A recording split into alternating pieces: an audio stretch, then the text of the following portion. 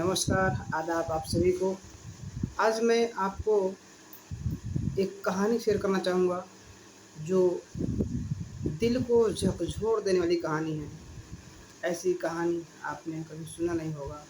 जो भी ये स्टोरी सुन रहा है, उसकी आँखें फटी-फटी रह जा रही हैं और दिल स्तब्ध हो जा रहा है। आखिर ऐसी क्या कहानी है, ऐसी क्या घटना है कि जो जहाँ सुन रहा है वहीं से एकदम घबरा जा रहा है। आखिर हो क्या रहा है इस दुनिया में। यह बात राजस्थान के जयपुर की है, जहाँ पर एक करोड़पति माँ है और उनकी बेटी आयुषी और एक बीमार बेटा रहता है घर में। इसकी कहानी ये है कि राजस्थान के जयपुर में यह इस करोड़पति माँ की जो बेटी है 24 साल की है, आयुषी शर्मा, जो 24 साल की है और यह कानून की पढ़ाई कर रही है। और इसकी माँ राजस्थान हाई कोर्ट में एलडीसी के पद पर सरकारी नौकरी करती है। अब जो इनकी बेटी है आयुषी, अब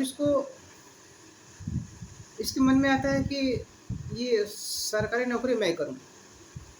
अब सरकारी नौकरी मिलेगी कैसे? तो देखिए, बात ये है कि इससे पहले इसके पिता राजस्थान हाई कोर्ट में एलडीसी के पद पर जॉब कर रहे थे और किसी दुर्घटना में 1 साल पहले इनके पिता की डेथ हो जाती है। तो आयुषी सोचती है कि ये नौकरी मुझे मिल जाए अनुकंपा पर। तो उन्होंने फार्म भर दिया माँ से पूछ करके। माँ ने कहा, हाँ बेटा फार्म भर दो, जब तुम करो। और इसी बीच लड़की के मामा आ जाते हैं बीच में। वो अपनी बहन से कहते हैं, माँ बहन नौकरी तुम करो, एक छोटा बेटा है, बेटी आज है कल शादी होके कहीं और चली जाएगी किसी के दूसरे घर, तो तुम्हारे पास क्या बचेगा? तो उसकी बहन बोलती है, बेटा तुम सही कह रहे हो। तो उसकी जो बहन है उसका नाम है नीरज शर्मा। तो उन्होंने फार्म भरती हैं और फार्म को राजस्थान हाई कोर्ट में जमा कराते हैं और अनुकंपा के आधार पर उनको नौकरी मिल जाती है। अब माँ नौकरी कर रही है और जिस दिन माँ की ज्वाइनिंग होती है उसी दिन से माँ और उस बेटी में एक तरीके से दुश्मनी दुश्मनी जैसा हो जाता है, क्योंकि बेटी चाह रही थी कि यह नौकरी मुझे मिले, मैं करूं, और ये हुआ नहीं। तो बेटी सोची कि अब हमें जॉब कैसे मिलेगी ये। तो उन्होंने उसके मन में विचार आया कि यदि माँ को मार दिया जाए तो ये जॉब मुझे मिल सकती है। अरे क्योंकि माँ मरेगी तो हमको जॉब मिलेगी, अगर मैं वेट करूँगी तो मेरी उम्र निकल जाएगी, जॉब हमें नहीं मिल पाएगी। तो उन्होंने प्लान रचती हैं कि माँ को कैसे मारा जाए। अब क्या हुआ, धीरे धीरे माँ और बेटी में रोज़ कुछ न कुछ झगड़े हो जाते हैं। तो बेटी घर से दूर चली जाती है, क्योंकि इनका ऑलरेडी घर जयपुर में 2 जगह है, एक नया घर एक पुराना घर। और इस समय लोग नया घर में रहते हैं और बेटी पुराने घर में अकेले चली जाती है रहने के लिए, वहाँ अकेले रहती है। और वहीं बगल में इसके ताऊ भी रहते हैं लड़की के, और ताऊ का बेटा भी रहता है। तो माँ सोचती है बेटी है, आज गुस्सा है, अभी आज ठीक होकर चली आएगी, उसका मन सही हो जाएगा। माँ इसी में रहती थी, चलो देखते हैं। माँ रोज़ अपना जॉब करती जाती आती ऑफिस से। और उधर आयुषी के मन में प्लान चल रहा था कि माँ को रास्ते से कैसे हटाया जाए। तो वो सोच रही थी कि माँ का मर्डर कैसे किया जाए और पता भी नहीं चले। तो उसका चचेरा भाई है बलराम शर्मा, वो उनसे, क्योंकि उसका अच्छे से उससे बैठता है, बनता है बढ़िया। तो उन्होंने उससे कहा, बलराम ऐसी-ऐसी बात है। और जो मेरी ज़मीन है आगरा में हाईवे जो एक्सप्रेस है उसके किनारे 5 बीघा ज़मीन है, उसकी कीमत करोड़ों में। तो मैं वो तुम्हें दे दूँगी, तुम मेरी मदद करोगे तो। तो बोला क्या मदद चाहिए? तो बताया कि माँ को जान से मारना है और पता भी न चले कि ये मर्डर है। तो पहले तो बलराम डर सा जाता है, अरे ऐसा क्यों? फिर जब उसको लालच मिल जाता है 5 बीघा ज़मीन हाईवे पर,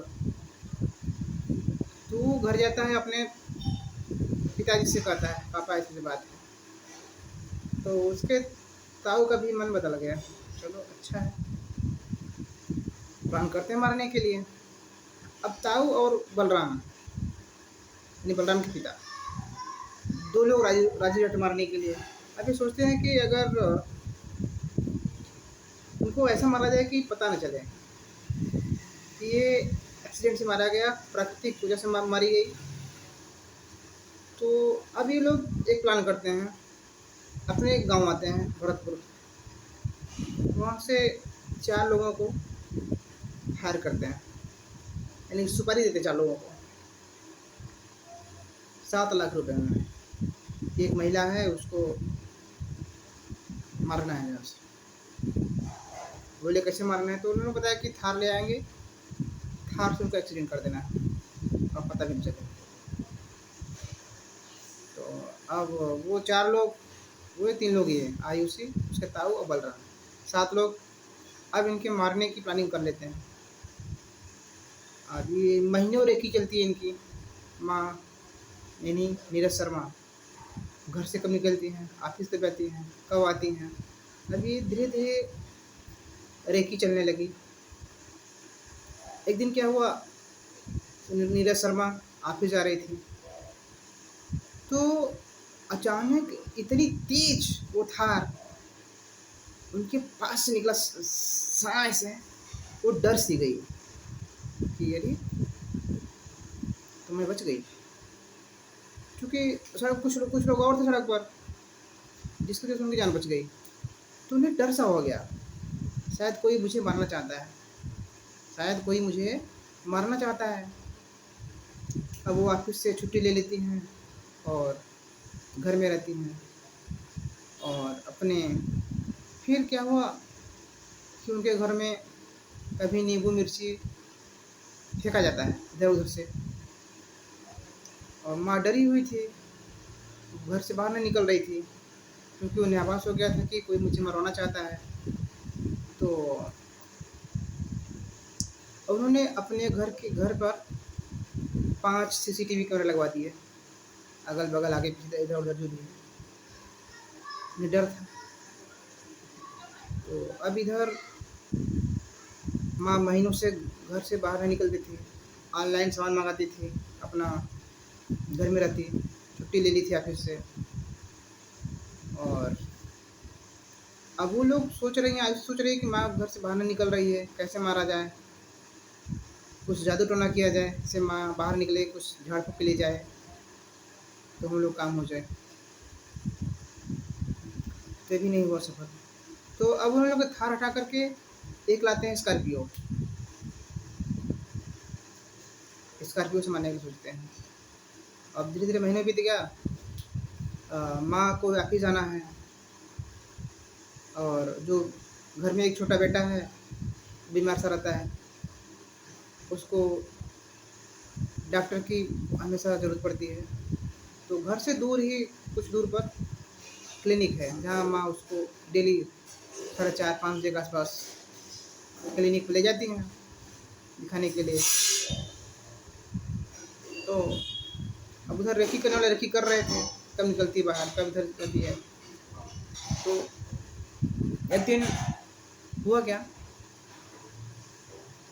माँ जब बेटे को लेके जाती है क्लिनिक के लिए, जो रेकी करने वाला होता है आयुषी फ़ोन करता है, आयुषी, नीरज शर्मा यानी तुम्हारी माँ घर से बाहर निकल चुकी हैं, क्लिनिक की ओर बढ़ रही हैं। बोले अच्छा ठीक है। और जहाँ क्लिनिक था, तो क्लिनिक घर के पास में ही था, कुछ दूर पर। और घर ऐसा था, बाहर निकलो तो हाईवे है, हाईवे पर घर था। तो क्लिनिक से 100 मीटर दूर पर स्कॉर्पियो खड़ी थी। उसमें एक ड्राइवर और एक व्यक्ति और था। बचे 2 बंदे। एक बंदा बाइक पर क्लिनिक के सामने खड़ा था, एक बंदा आगे कुछ दूर पर खड़ा हुआ था। तब तक आयुषी अपनी माँ को फ़ोन करती है, माँ बहुत अर्जेंट है, 5 मिनट के लिए मेरे घर पर आओगे क्या?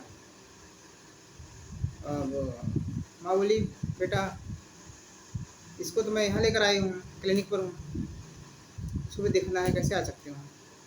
तो बोली कि माँ उसको छोड़ दो, क्लिनिक पर है, डॉक्टर देख रहा है, दवा ववा देगा, तब तक आप चले आओ 5 मिनट में, अभी घंटों समय लगेगा उसको वहाँ देखने में। तो माँ सोची ठीक है, आती हूँ, बेटी है, हो सकता है उसका मन बदल गया हो, घर आना चाहती हो।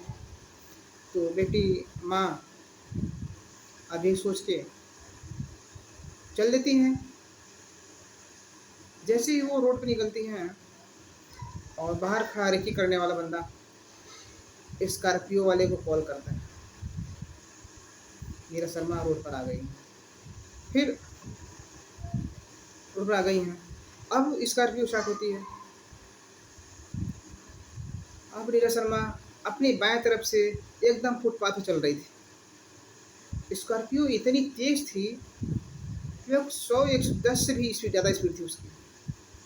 इतनी तेज मारता है टक्कर कि नीरज शर्मा यहीं कहीं जो है कि कुछ दूर पर सड़क उस पर जाके गिरती और स्कॉर्पियो फिर सीधे आगे निकल जाता है। अब तब तक क्या है कि नीरज शर्मा को जानने वाले थे अगल बगल सब लोग, भाई उनका घर ही था आसपास वहाँ पर। अब उनको अस्पताल ले जाया गया और आयुषी भी आती है, अपनी मामा को फ़ोन करती है, मामा माँ का एक्सीडेंट हो गया है और अब वो नहीं रही। मामा भी एकदम घबरा जाते हैं, आखिर ये कैसे हो गया? बोले कि माँ का एक्सीडेंट हो गया है। अब वो भागते भागते आते हैं, देखिए सच में एक्सीडेंट हो गया है, माँ का निधन हो चुका है। तो लोग उसी दिन उसी रात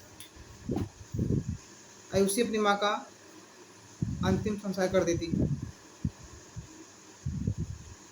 अब इधर जो होता है कार्यक्रम तेरही वाला चल ही रहा था, 2-4 दिन बीते थे।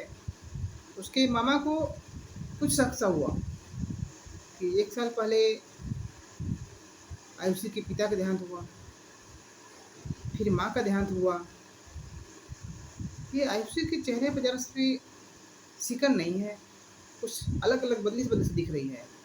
चेहरे पर इसके मतलब कि हंसी दिख रही है, ग्लोरी दिख रही है, जरा सा भी मायूसी नहीं दिख रही। आखिर बात क्या है? उनको शक हुआ तो उन्होंने पुलिस से इतना कहा कि इस घटना की जांच की जाए, एक्सीडेंट है या मर्डर है ये। अब वो नीरज शर्मा हाई कोर्ट की कर्मचारी थी, पुलिस तुरंत सक्रिय हो गई, सीसीटीवी फुटेज का देखते खंगालते हैं, देखते हैं कि क्लिनिक से स्कॉर्पियो 100 मीटर दूरी पर खड़ी है 100 मीटर दूरी पर। और एक बंदा बाहर बाइक पर बैठा हुआ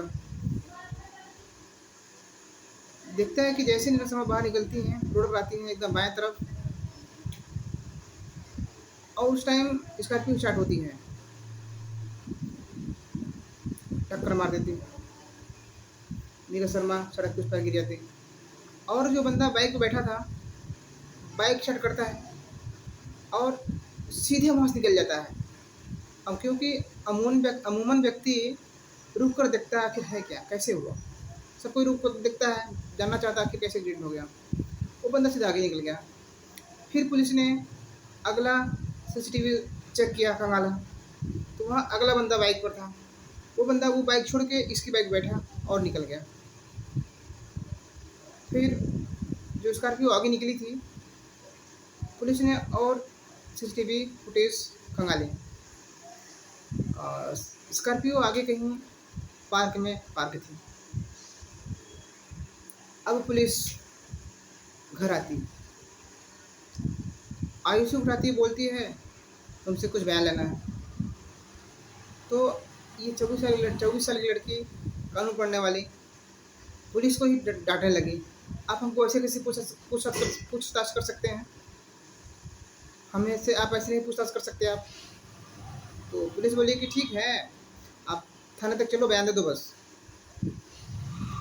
तो ऐसे सोचती, चलो ठीक है, चलते हैं थाने पर, दे देंगे बयान, क्या करना है। अब पुलिस की गाड़ी में आयुषी बैठती है। पुलिस की गाड़ी कहाँ थाने पर रुकती है, वो सीधे आती है जयपुर। जयपुर पहुंची तो आयुषी ने वहाँ पर भी पुलिस वालों से झड़प कर ली, लगी डांटने पुलिस वालों को, इधर उधर बताने लगी। पुलिस ने दूसरे कमरे में ले गई और उनको सारी सीसीटीवी फुटेज दिखाई। फिर इधर आयुषी के फिर तेवर कुछ ठंडे हो गए। तो पुलिस ने कहा सच सच कबूल दो सब, वरना बुरा होगा। तो आयुषी ने सब कुछ कबूल दिया। अब आयुषी ने क्या बताया, इधर स्कॉर्पियो की जांची गई, स्कॉर्पियो कहाँ से कैसी थी, कैसे कहाँ से आई। तो स्कॉर्पियो के नंबर से पता चला कि गाड़ी हरियाणा की है। अब गाड़ी नंबर से ओनर की चला पता, ओनर कौन है। अब ओनर के पास पहुंची पुलिस, तो ओनर ने बताया कि ये गाड़ी हाँ मेरी है, मैंने एक व्यक्ति को किराए पर दिया 35,000 में, किराए पे ले गए।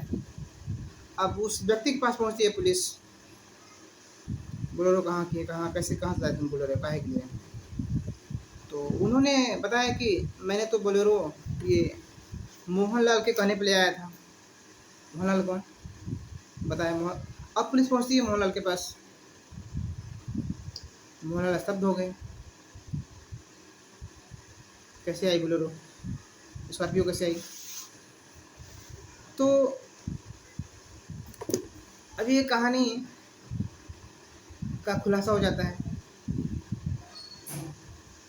और पुलिस जो है कि पूरा डिटेल खंगाल लेती है।